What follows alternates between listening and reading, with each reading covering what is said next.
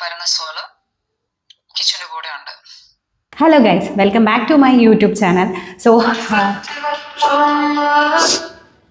Hello guys, welcome back to my YouTube channel. Yes, ബിഷപ്പാണ് ഇപ്പം Noble Philip bishop, അതായത് നമ്മുടെ രേണു സുധീനെ ഇപ്പോൾ വളരെയധികം സപ്പോർട്ട് ചെയ്തുകൊണ്ട് നിന്ന് കിച്ചു എന്ന് പറയുന്ന വ്യക്തിനെ, അല്ലെങ്കിൽ കിച്ചു എന്ന് പറയുന്ന ആ കുട്ടീനെ എന്താണ് പറയാൻ പറ്റുന്ന അത്രത്തോളം പറഞ്ഞ് ഇരിക്കുന്ന ഒരു ആളാണ്. അപ്പോൾ നമ്മുടെ ജൂഹി ജാൻ എന്ന് പറയുന്ന ആൾ ഓൾറെഡി നമ്മുടെ ഫാദറിനെതിരെ, അതായത് നമ്മുടെ ബിഷപ്പിനെതിരെ സംസാരിച്ചിട്ടുണ്ടായിരുന്നു. അപ്പോൾ അതായത് ജൂഹി പറഞ്ഞ ബിഷപ്പിനെതിരെ സംസാരിച്ചൊരു കാര്യങ്ങൾ എന്താണെന്ന് പറഞ്ഞു കഴിഞ്ഞാൽ, ഇനി ബിഷപ്പിനെ കുറിച്ചിട്ടുള്ള കൂടുതൽ കാര്യങ്ങൾ നമ്മുടെ സന്ദീപ് ഇടപ്പാൽ എന്ന് പറയുന്ന ഒരു യൂട്യൂബ് ചാനലിലൂടെ വെളിയിലേക്ക് വരാൻ പോകുന്നുണ്ട് എന്നൊക്കെ പറഞ്ഞ് കൂടുതൽ ഇങ്ങനെ സംസാരിച്ചിട്ടുണ്ടായിരുന്നു. അപ്പോൾ സന്ദീപ് ഓൾറെഡി കഴിഞ്ഞ ദിവസങ്ങളിലായിട്ട് കുറച്ച് ഡീറ്റെയിൽസുകളൊക്കെ ഇങ്ങനെ പറയുന്നുണ്ടായിരുന്നു. അതായത് ഈ ബിഷപ്പ് എന്ന് പറയുന്ന ആൾ ഈ സ്വത്തും കാര്യങ്ങളും ഒക്കെ 40 കോടിയുടെ സ്വത്ത് അടിച്ചു മാറ്റിയതാണ്, അല്ലെങ്കിൽ പല ആൾക്കാരോടായിട്ട് വാങ്ങിച്ച് അങ്ങനെ കിട്ടിയതാണ്, അല്ലാതെ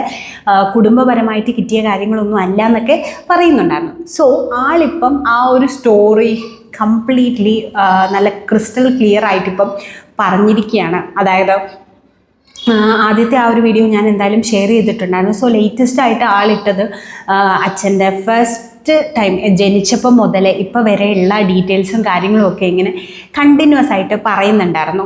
സോ അതിനകത്ത് പറയുന്നുണ്ട്, നമ്മുടെ ബിഷപ്പ് എന്ന് പറയുന്ന ആൾ 2 കല്യാണം കഴിച്ചതാണ്. അപ്പോൾ ആദ്യം കല്യാണം കഴിച്ച ഒരു ഡോക്ടറിനെയാണ്. അപ്പോൾ ആ ബന്ധം ഒരുപാട് നീണ്ടു പോയിട്ടില്ലായിരുന്നു, ഒരു 2 to 3 days അങ്ങനെയൊക്കെ ഉണ്ടായിരുന്നുള്ളൂ. അത് കഴിഞ്ഞ് 2ാമത് കല്യാണം കഴിച്ചതിലാണ് ഒരു കുട്ടിയും കാര്യങ്ങളും ഒക്കെ ഉണ്ടായിരുന്നത്. അപ്പോൾ ഇപ്പോൾ എല്ലാവർക്കും ഈ ദാനം ചെയ്യുന്ന സ്ഥലങ്ങളെന്ന് പറഞ്ഞാൽ ഒരു അമ്മൂമ്മേനെ, ഒരു പ്രായമുള്ള ഒരു അമ്മേനെ തട്ടിയെടുത്ത കാര്യങ്ങളൊക്കെയാണെന്നൊക്കെ പറഞ്ഞിട്ട് കുറേ എക്സ്പ്ലനേഷനും കാര്യങ്ങളൊക്കെ തന്നു. അപ്പം നമുക്ക് എന്തായാലും ആ ഒരു സ്റ്റോറി നമുക്കൊന്ന് കേട്ടിട്ടയിലെ ഒരു ലക്ഷം വീട് കോളനിയിലാണ് കഥ നടക്കുന്നത്. 1979, 89, 99, ഒരു 9 അതെ, ഒരു 9 തന്നെ. അപ്പൊ തുടങ്ങാം. പത്തനംതിട്ടയിലെ ഒരു ലക്ഷം വീട് കോളനിയിലാണ് സിമ്പിൾ എന്ന് പറയുന്ന വ്യക്തി ജനിക്കുന്നത്.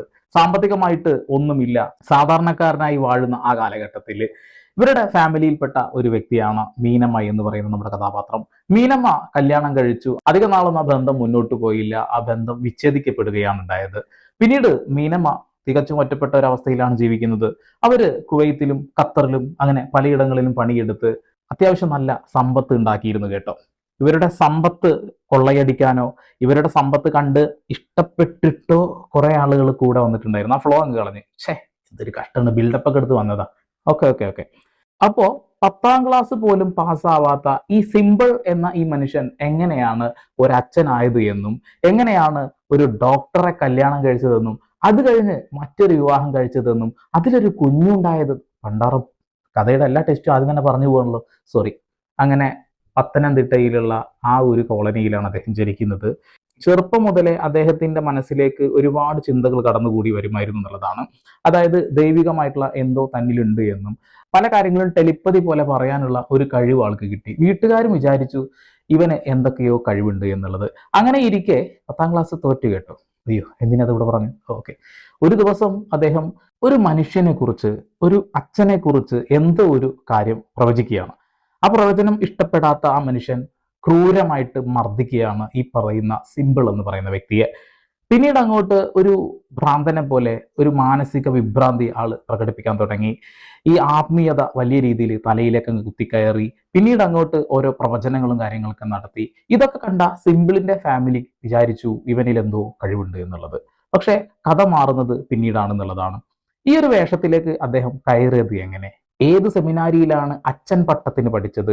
ഏത് പള്ളിയിലാണ് ആദ്യ കുർബാന ചൊല്ലിയത് എന്നുള്ളതാണ്. സംശയങ്ങൾ ഒരുപാടുണ്ട്. ഓക്കെ. അങ്ങനെ ആളൊരു യുവാവായി മാറി. പിന്നീട് UK, കാനഡ, അമേരിക്ക അങ്ങനെ പലയിടങ്ങളിലേക്കും അദ്ദേഹം കയറി ചെല്ലുന്നുണ്ട്. എന്നിട്ട് ഒരു ട്രസ്റ്റിന്റെ പേരും പറഞ്ഞിട്ട് സമ്പത്ത് പിരിക്കാൻ ശ്രമിക്കുന്നുണ്ട്. ഈ സമ്പത്ത് പിരിക്കുന്ന പരിപാടിയൊക്കെ, മണി ലോണ്ടറിംഗ് ഒക്കെ ചില യൂറോപ്പ് രാജ്യങ്ങൾ നിരോധിച്ചത് കൊണ്ട് തന്നെ അദ്ദേഹത്തിന് അവിടെ നിന്ന് ബാൻ ചെയ്തിട്ടുണ്ട് എന്നുള്ളതാണ്. ഇനി അങ്ങോട്ട് പോകാൻ കഴിയുമോ? പടച്ച തമ്പുരാൻ അറിയാം. ആ ഒരു രീതിയിലാണ് ആൾ മുന്നോട്ട് പോയിരുന്നത്. യുവത്വം തിളച്ചു നിൽക്കുന്ന ആ ചോരത്തിളപ്പിൽ അദ്ദേഹം ഒരു വിവാഹം കഴിക്കുകയാണ്. വിവാഹം കഴിക്കാനായിട്ട് മലമ്പുള്ളി എന്ന സ്ഥലത്ത് ഒരു ഡോക്ടറെ പെണ്ണ് കാണാൻ പോവുകയാണ്. അവിടെ ചെന്ന് ഞാൻ ഒരു അച്ഛനാണ് എന്ന് പറഞ്ഞുകൊണ്ടാണ് സിമ്പിൾ അവിടെ സ്വയം അവതരിക്കുന്നത്. കല്യാണം കഴിഞ്ഞു 3-4 ദിവസത്തിനുള്ളിൽ വീട്ടുകാർക്ക് കാര്യം മനസ്സിലാവുന്നു, ബന്ധമങ്ങ് വിച്ഛേദിക്കുന്നു. ഇതാണ് ഒന്നാമത്തെ ഫ്ലോപ്പ് കല്യാണം. രണ്ടാമത്തെ കല്യാണം, തിരക്കഥയ്ക്കുള്ള നോട്ട് എഴുതി വെച്ചിരിക്കുകയാണ്. രണ്ടാമത്തെ കല്യാണം ആലുവയിലാണോ അല്ലെങ്കിൽ ഇനി ഫോർട്ട് കൊച്ചിയിലാണോ എന്നൊരു സംശയമുണ്ട്. എന്തായാലും കല്യാണം കഴിച്ചു, അതിലൊരു സന്തതിയുണ്ട്. ആ സന്തതി ഇപ്പൊ തിരിഞ്ഞു നോക്കുന്നുണ്ടോ എന്ന് ചോദിച്ചാൽ ആർക്കറിയാം, ദൈവം തമ്പുരാന് പോലും അറിയില്ല എന്നുള്ളതാണ്. അതാണ് സിമ്പിൾ എന്ന് പറയുന്ന മനുഷ്യന്റെ സിമ്പിൾ ആയിട്ടുള്ള മനോഭാവം എന്നുള്ളതാണ്. കഴിഞ്ഞില്ല, ഇനിയാണ് കാര്യങ്ങളിലേക്ക് കടക്കുന്നത് എന്നുള്ളതാണ്. അതായത് മീനമ്മക്ക് അത്യാവശ്യം നല്ല പ്രായമുണ്ട് കേട്ടോ. മീനമ്മയുടെ അടുത്ത് മറ്റൊരു യുവാവ് 10-21 വർഷത്തോളമായിട്ട് എന്തെങ്കിലുമൊക്കെ കിട്ടും എന്നുള്ള ധാരണയിൽ മീനമ്മയെ നോക്കാൻ വേണ്ടി കൂടിയത്. ഒരു പ്രത്യേക സാഹചര്യത്തിൽ 2010 ആ ഇരുണ്ട രാത്രിയിൽ മീനമ്മയെ ശ്വാസം മുട്ടിച്ച് കൊല്ലുവാനും അയാൾ ശ്രമിച്ചിട്ടുണ്ടായിരുന്നു എന്നുള്ളതാണ്. ആ മനുഷ്യന് നമുക്കൊരു പേരിടാം, മീൻചട്ടി എന്നാണ് പേര്. അതെന്തുകൊണ്ടാണ് ആ പേരിട്ടത് എന്ന് ഏതെങ്കിലും കാര്യത്തിൽ നിങ്ങൾക്ക് മനസ്സിലാവുന്നതാണ്. മീൻചട്ടി കേട്ടോ. മീൻചട്ടി പതിയെ മീനമ്മയുടെ കയ്യിലുള്ള സ്വത്ത് മുഴുവൻ ഒരു പേപ്പറിലേക്ക് എഴുതി വാങ്ങി ഒപ്പിട്ടതിന് ശേഷം ഉറങ്ങാൻ കിടന്ന മീനമ്മയുടെ മുഖത്തേക്ക് ഒരു തലയിണ വെച്ച് കൊല്ലാൻ ശ്രമിക്കുന്നു. മീനമ്മ ബുദ്ധിപരമായ ഒരു നീക്കം ചെയ്യുന്നു, മരിച്ചതായി അഭിനയിക്കുന്നു. ഉടനെ തന്നെ ഈ മീൻചട്ടി ചേട്ടൻ കാനഡയിലുള്ള ഇവരുടെ സഹോദരിയെ വിളിച്ച് പറയാണ് മീനമ്മക്ക് ശ്വാസം മുട്ടലാണ് എന്നുള്ളത്, അവർ മരിച്ചു എന്നുള്ളത്. ഉടനെ തന്നെ മീനമ്മ സടകുട എണീറ്റ് ആ മൊബൈൽ ഫോൺ തട്ടിപ്പറിച്ചെടുത്ത് ആ കാര്യം അങ്ങ് പറയാണ്, ഈ മീൻചട്ടി എന്നെ കൊല്ലാൻ ശ്രമിച്ചു എന്നുള്ളത്. അദ്ദേഹത്തിനെ പോലീസ് അറസ്റ്റ് ചെയ്തു, ജയിലിൽ കിടക്കുന്നുണ്ട്. അദ്ദേഹത്തിനും ഈ സ്വത്തിലൊരു ചെറിയ പങ്കുണ്ട് കേട്ടോ. പക്ഷേ വിധി മറ്റൊന്നായിരുന്നു എന്നുള്ളതാണ്, ആള് ജയിലിൽ കിടക്കുന്നു. പെട്ടെന്ന് സിമ്പിൾ അച്ഛന് പുറമെ മറ്റൊരു കഥാപാത്രം കയറി വന്നതിലൊന്നും വിചാരിക്കണ്ട, സീരിയൽ അല്ലേ, അങ്ങനെ ഒരുപാട് കഥാപാത്രങ്ങളില്ലെങ്കിൽ മുന്നോട്ട് പോവില്ല എന്നുള്ളതാണ്. ഈ മീനമ്മയും സിമ്പിൾ അച്ഛനും മാത്രം മതിയോ? അല്ല. അങ്ങനെ സിമ്പിൾ അച്ഛന്റെ രംഗപ്രവേശനാണെന്നുള്ളതാണ്. മീനമ്മ ഒറ്റപ്പെട്ടു. മീനമ്മയെ സംരക്ഷിക്കാം എന്ന പേരും പറഞ്ഞുകൊണ്ട് ആ വീട്ടിലേക്ക് കയറി ചെല്ലുന്നു. മീനമ്മ വയോധികയാണ്, അതുകൂടാതെ തന്നെ ഒരുപാട് മരുന്നുകളും കാര്യങ്ങളൊക്കെ കഴിക്കുന്ന ഒരു വ്യക്തിയാണ്. മീനമ്മയെ ആത്മീയതയുടെ വലയിലേക്കാണ് നമ്മുടെ സിമ്പിൾ അച്ഛൻ ഇട്ടത് എന്നുള്ളതാണ്. സിമ്പിൾ അച്ഛന്റെ ഈ അച്ഛൻ പട്ടവുമായി ബന്ധപ്പെട്ടുള്ള ഒരു വലിയ കാര്യം ഉണ്ട് കേട്ടോ. ഒരു വലിയ ഒന്നൊന്നര കോമഡിയാണ്, അത് ഞാൻ പറഞ്ഞുതരാം. അതിന് മുന്നേ മീനമ്മയുടെ അടുത്ത് ചെന്നിട്ട് പറയാണ്, മീനമ്മയുടെ കയ്യിലുള്ള സ്വത്തൊക്കെ എനിക്ക് എഴുതി തരികയാണെങ്കിൽ എന്തായാലും നിങ്ങൾ വയോധികയാണ്, ഇത് പാവപ്പെട്ട ആളുകൾക്ക് എഴുതി കൊടുക്കുകയോ ഒരു വൃദ്ധസദനം ഉണ്ടാക്കുകയോ അല്ലെങ്കിൽ ഒരു അനാഥാലയം ഉണ്ടാക്കുകയോ ചെയ്തിട്ടുണ്ടെങ്കിൽ അത് പടച്ചോൻ നമുക്ക് പുണ്യം തരും, സ്വർഗം തരും എന്നൊക്കെ പറഞ്ഞുകൊണ്ട് നൈസായിട്ട് എഴുതി വാങ്ങുകയാണ്. അങ്ങനെ 4 ഏക്കർ ഭൂമിയോളം അയാൾ എഴുതി വാങ്ങിയ ഭൂമി 1 കോടി രൂപയുടെ മുകളിലാണ് വിൽപ്പന നടത്തിയത്. ഇതൊന്നും മീനമ്മ അറിഞ്ഞില്ല. മീനമ്മ ധരിക്കുന്നത് എന്താന്ന് വെച്ചാൽ, എൻ്റെ പേരിൽ ഒരു ട്രസ്റ്റ് തുടങ്ങുന്നു, എൻ്റെ പേരിൽ ഒരു അനാഥാലയം തുടങ്ങുന്നു, എൻ്റെ പേരിൽ ഒരു വൃദ്ധസദനം വരുന്നു എന്നുള്ളതാണ്. പാവം മീനമ്മയെ സിമ്പിൾ അച്ഛൻ സിമ്പിളായിട്ട് അത് പറ്റിച്ചു. പക്ഷെ വിധി മറ്റൊന്നായിരുന്നു എന്നുള്ളതാണ്. മീനമ്മ കാര്യങ്ങളൊക്കെ മനസ്സിലാക്കുന്നു. മീനമ്മ പോലീസ് സ്റ്റേഷനിൽ ഒരു പരാതി നൽകുന്നു. മീനമ്മയുടെ മറ്റ് അവകാശികളായിട്ടുള്ള കുടുംബക്കാരെയും കാര്യങ്ങൾ അറിയിക്കുന്നു. കേസുമായി മുന്നോട്ട് പോകുന്നു. മീനമ്മയെ എന്നല്ല, ആളുകളെ പറ്റിക്കുന്ന കാര്യത്തിൽ, ആളുകളെ വലയിലാക്കുന്ന കാര്യത്തിൽ ഈ സിമ്പിൾ അച്ഛൻ കേമനാണ് കേട്ടോ. മീനമ്മയെ പറ്റിക്കാൻ വേണ്ടിയിട്ട് ആദ്യം ചെയ്ത ഒരു കാര്യം എന്താന്ന് വെച്ചിട്ടുണ്ടെങ്കിൽ, കഞ്ഞിക്കുഴിയിലുള്ള ഏതോ ഒരു തിരുമേനിയുടെ അടുത്ത് പോയിട്ട് ഒരു സെൽഫി എടുക്കുന്നു. മീനമ്മ കണ്ടില്ലേ, എൻ്റെ തിരുമേനിയാണ് ഇത്, ഇവരാണ് നമുക്ക് ഈ കാര്യങ്ങളൊക്കെ ചെയ്തു തരാൻ പോകുന്നത് എന്നൊക്കെ പറഞ്ഞുകൊണ്ടാണ് ആ ഒരു ആധാരം എഴുതി വാങ്ങുന്നത്. പ്രായമായ ആളുകളല്ലേ, അത്തരം ആളുകൾക്ക് ദൈവഭക്തി വിശ്വാസം കുറച്ച് കൂടുതലായിരിക്കും എന്നുള്ളതാണ്. എഴുതി അങ്ങ് കൊടുത്തു. അവസാനം വെള്ളത്തിലിട്ട വര പോലെയായി എന്നുള്ളതാണ്. വരയും കാണാനില്ല, അവസാനം വെള്ളവും കാണാത്ത അവസ്ഥയായി. കാരണം സിമ്പിൾ അച്ഛൻ കേസ് കൊടുത്തതിൻ്റെ സങ്കടത്തിൽ അങ്ങ് അതൊക്കെ മോന്തി കുടിച്ച്. കൊള്ളാല്ലേ. ഈ 4 ഏക്കർ ഭൂമി കയ്യിലാക്കാൻ വേണ്ടിയിട്ട് ഇദ്ദേഹത്തിന് കൂട്ടാളിയായിട്ട് ഒരു കൂട്ടാളി വേണമല്ലോ. അങ്ങനെ ഒറ്റക്കൊന്നും ചെയ്യാൻ കഴിയില്ലോ. കാരണം 10ാം ക്ലാസ് തോറ്റ ഇയാൾക്ക് എവിടുന്ന് അത്രമാത്രം ബുദ്ധി. അതിന് പത്തനംതിട്ടക്കാരനായിട്ടുള്ള ഒരു വക്കീലുണ്ടായിരുന്നു കേട്ടോ. അദ്ദേഹത്തിന് നമുക്കൊരു പേരിടാം. അദ്ദേഹത്തിന്റെ പേരാണ് പീറ്റർ. കുഴപ്പമില്ലല്ലോ അല്ലേ? പീറ്റർ അതവിടെ കിടക്കട്ടെ എന്നുള്ളതാണ്. 2 അക്കമുള്ള പേരാണ് ഉദ്ദേശിച്ചത്, വേണ്ട 3 അക്ക ആയിക്കോട്ടെ. അടുത്തത് ഈ സിമ്പിൾ എന്ന് പറയുന്ന വ്യക്തി എങ്ങനെ അച്ഛനായി എന്നുള്ളതാണ്. ഏത് സെമിനാരിയിൽ നിന്നാണ് പഠിച്ച് അച്ഛൻ പട്ടം നേടിയത് എന്നുള്ളതാണ് അടുത്ത ചോദ്യം എന്നുള്ളതാണ്. ഇതിനും കൃത്യമായിട്ടുള്ള ഉത്തരം ഉണ്ട് എന്നുള്ളതാണ്. അതായത് റാന്നിയിലെ ഒരു വിശ്വസ്തനായിട്ടുള്ള ഒരു തിരുമേനി ഉണ്ടായിരുന്നു. ഏതോ ഒരു സഭയിലെ അംഗമായിരുന്നു അദ്ദേഹം കേട്ടോ.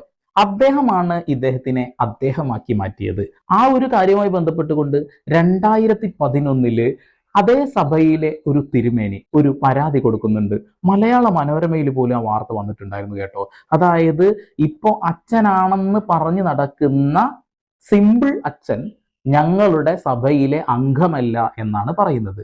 പക്ഷേ നിർഭാഗ്യവശാല്, നിർഭാഗ്യമാണോ ഇനി വേറെ വല്ല ഭാഗ്യമാണെന്ന് അറിയില്ല, ഈ പരാതി പറഞ്ഞ ആ അച്ഛൻ മരണപ്പെട്ടുപോയി.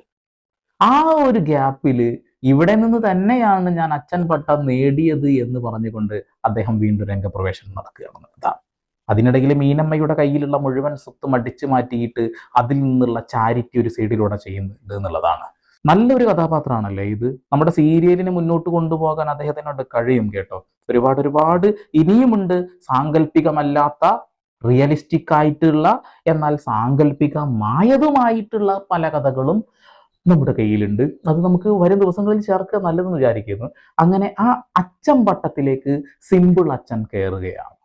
Wow, beautiful. ഇനിയാണ് ട്വിസ്റ്റ്.